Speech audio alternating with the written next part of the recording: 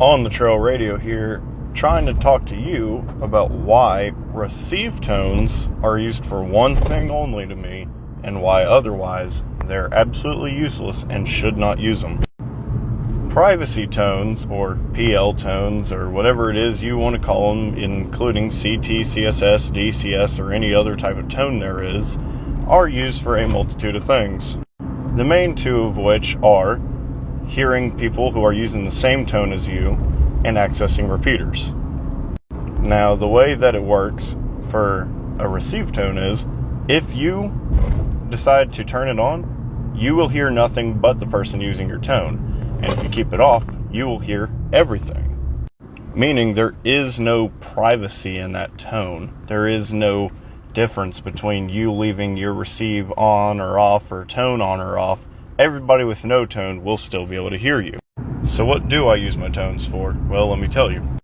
Other than accessing repeaters and making it to where if I'm trying to talk only to a repeater, I'll turn on that tone. But I'll also do a second thing that not many people do.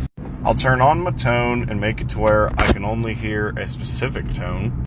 And then I will turn the squelch all the way to 0. Now, sure, that means it's always going to be reading busy.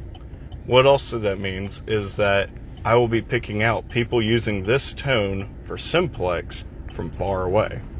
Whether they're in trees or behind a house, or even if you have the rare case of tropospheric ducting and you're getting a very long distance call, you will be able to pick it up. Otherwise, your squelch may be too high, but at the same time, since I have a PL tone on and the squelch set to 0, I'm not hearing all that noise, but I will be picking up anybody with that tone. Considering that GMRS takes place in the UHF band, tropospheric ducting is not very common. But that being said, just like you heard right there, every now and then you'll get a little chit and chat, but it can actually provide long distance communications very rarely. I believe it's been recorded to go up to 1,000 miles or more.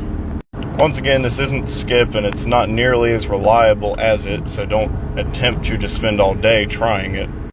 Unless your goal is to specifically sit around and, try to get long distance GMRS contacts.